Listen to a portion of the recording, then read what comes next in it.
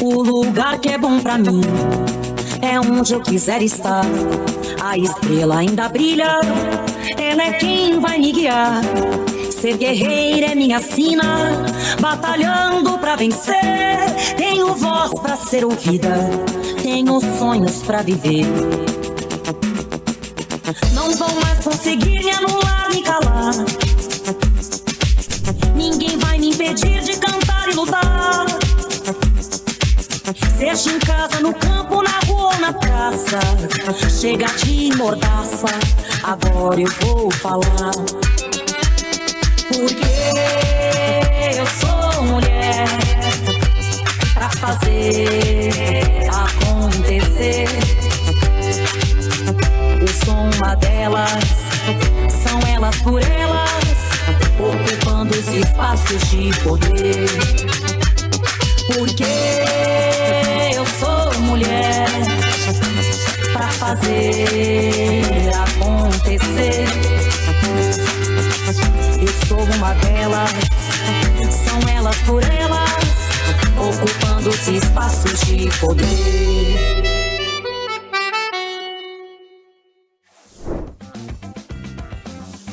Começa agora o TV Elas por Elas. E na aula de hoje vamos falar sobre mulheres nos espaços público e privado, dados e informações, com Sofia Toledo, socióloga.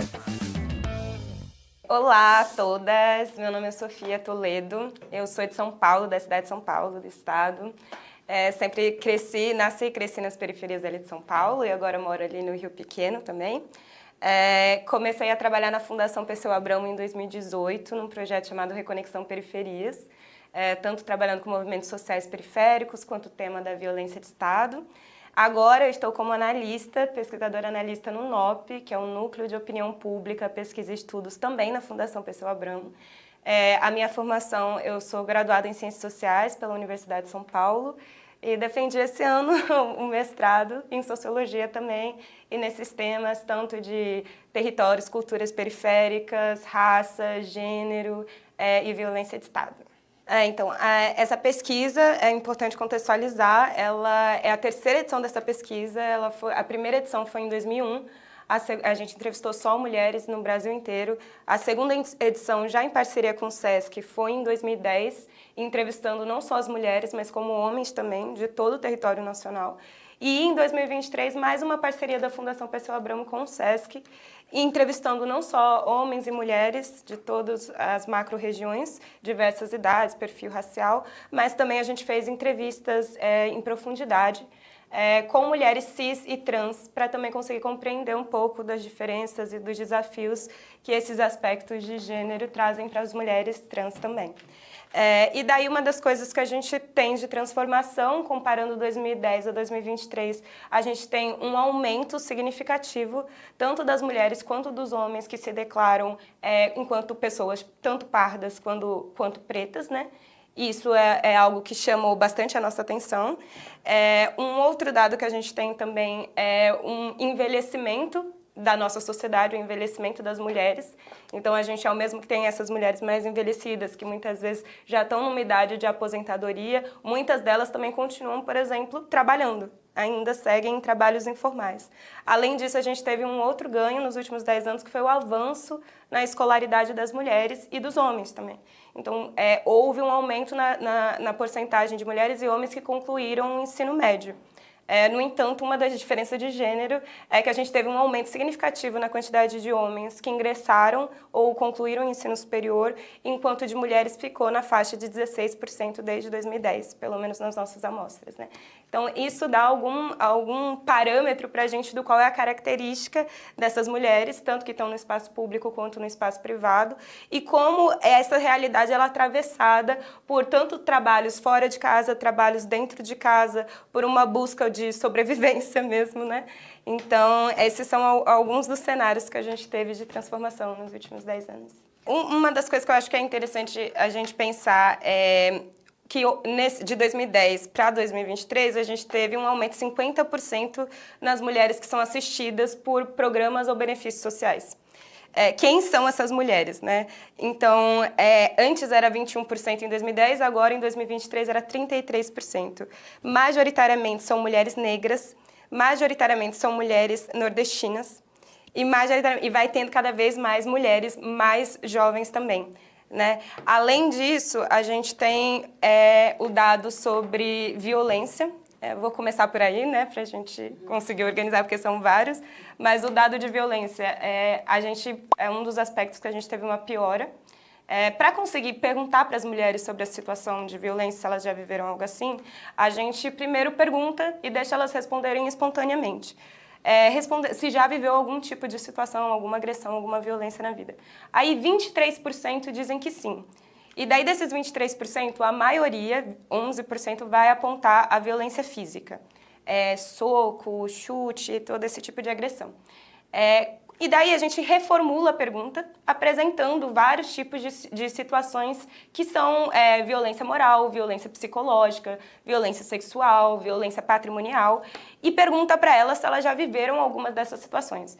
E daí de 23% aumenta para 50% as mulheres que já viveram alguma situação de violência. A violência psicológica e a moral, que estimulada espontaneamente era 1 ou 2%, cresce e vai para o primeiro lugar, ultrapassando inclusive a violência física. Então, coisas como xingamentos, como ofensas, como perseguições, todos esses fatores eles começam a ser reconhecidos.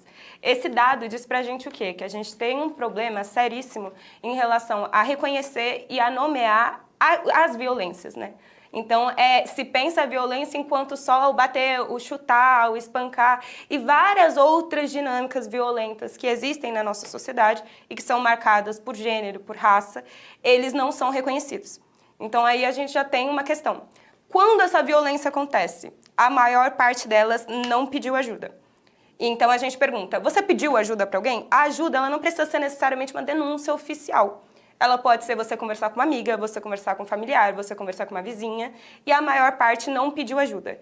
Quem pediu ajuda foi estimulado e incentivado a não denunciar, em especial pelos familiares, em 11% dos casos. Então, e daí quando a gente pergunta se foi feita alguma denúncia oficial, seja numa delegacia comum ou numa delegacia da mulher especializada, 71% das mulheres disseram que não.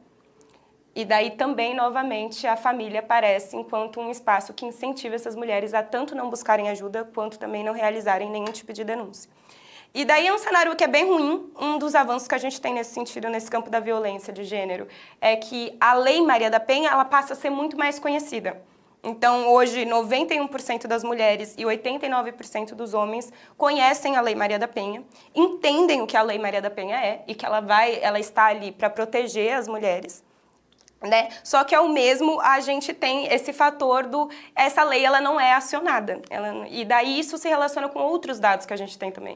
Porque daí quando a gente pergunta para as pessoas, tanto para os homens quanto para as mulheres, a sociedade brasileira ela é uma sociedade machista? O machismo ele é muito reconhecido. Então quase 100% majoritariamente das pessoas disseram sim, o Brasil, a nossa sociedade é muito machista. Quando você pergunta para os homens se eles são machistas, 1 a cada 10 que assume ser. Então, a gente vive esses problemas, que são questões sociais e problemas sociais que eles são muito graves, eles são muito sérios, e daí eles são reconhecidos, todo mundo percebe que existe, mas ninguém se vê como parte do problema. Então, ninguém atua também como parte da solução para esses problemas.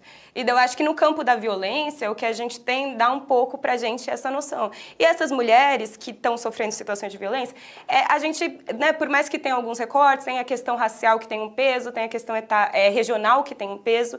Então, o Nordeste, por exemplo, é uma região onde os dados de violência contra a mulher, eles são bem altos e é das regiões onde, por exemplo, a Lei Maria da Penha, ela é menos conhecida, quando comparada às outras regiões. Então, a gente tem esses avanços, mas, de qualquer maneira, a gente percebe que desde as meninas de 15 anos até senhoras de mais de 60 anos passam por situações de violência, assim como também essa mesma dificuldade de falar sobre, de buscar ajuda, continua como um problema, né? E daí eu acho que isso vai se relacionar com parte do que a gente estava conversando também, né? Que é essa questão do quais são as formas que essas pessoas, essas mulheres têm de sair da situação de violência que elas estão, né? Quando a gente olha o mercado de trabalho e a parte do trabalho remunerado, a gente percebe que 44% das mulheres estão ganhando até um salário mínimo. Quem são essas mulheres? Elas são 49% são negras, 56% moram no Nordeste, 52% têm crianças com idade de estar na creche, ou seja, 0 a 3 anos. Né? Então, esse é o perfil das mulheres que estão ganhando até um salário mínimo e que estão, por exemplo, é um perfil semelhante às que estão acessando esses benefícios e programas sociais. E daí, conforme a gente vai olhando também essas mulheres, qual é o perfil delas, aonde elas estão, a gente vê que de 2010 para 2023 a gente teve um aumento da quantidade de mulheres que são as únicas provedoras da casa. Elas são responsáveis pela renda familiar. E daí, em 2023, isso chegou a 49%.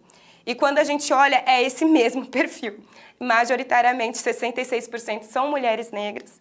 E daí, as autodeclaradas enquanto pretas é ainda maior, porque 72% delas estão como provedoras. E a gente tem uma outra mudança aí, que é de 2010 para 2023, a gente tem um aumento nas mulheres, as meninas, adolescentes, jovens, que têm de 15 a 17 anos, virando provedoras também. 88%. Então, cada vez essas mulheres que elas são racializadas, que elas estão num outro contexto periférico, num outro contexto econômico, o tipo de responsabilidade que se assume é uma responsabilidade familiar. Aumentou muito e esses dados mostram isso.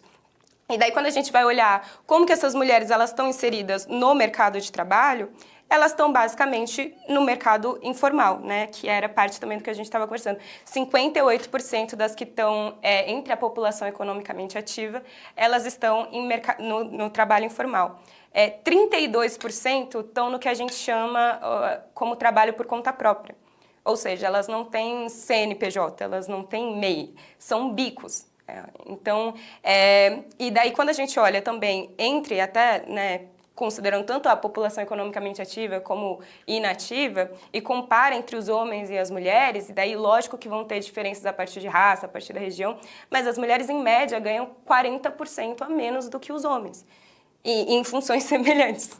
Então, a gente tem todas essas barreiras que vão muitas vezes impedindo, quando a gente olha de 2010 para cá, por mais que a gente tenha tido alguns avanços, essa pesquisa ela mostra muito como o peso da raça, o peso do território, da região da qual faz parte, tem um impacto na realidade que essas mulheres vão viver. Então, ao mesmo que você tem muito mais responsabilidade e está assumindo muito mais responsabilidade, seja econômica, seja com cuidados, isso não se reverte em ter, por exemplo, o aumento da escolaridade não se refletiu no aumento da renda, por exemplo, ou numa melhora nas condições de trabalho. Teve um aumento da informalidade. Daí a gente viu que, acho que era 21% das mulheres em 2010 não tinham renda nenhuma. Reduziu para 16%. 16% ainda é muito. A gente poderia pensar qual vai ser o futuro dessas mulheres sem aposentadoria, como que elas vão fazer. Mas ainda assim, você tem esse cenário, entende? Então a gente teve muitas dificuldades. Eu acho que mais um dado que talvez seja interessante a gente pensar, para pensar essas várias jornadas que essas mulheres vão enfrentando, é a parte do cuidado, né? Então, quando a gente faz pergunta, né, quem é responsável pelos afazeres domésticos, pelo cuidado com a casa, 93% dos lares tem uma mulher como responsável por esse cuidado, né? E isso não alterou. Praticamente fica dentro da margem de erro. Então, a gente pode dizer que em 10 anos a gente não avançou quase nada em relação a isso. Aí é muito curioso, porque tem um dado que a gente pergunta, né, se eles...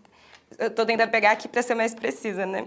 Mas tem uma pergunta que a gente faz que é em relação a essa divisão de cuidados e 91% das mulheres e 88% dos homens acham que o trabalho doméstico ele deveria ser dividido igualmente entre homens e mulheres.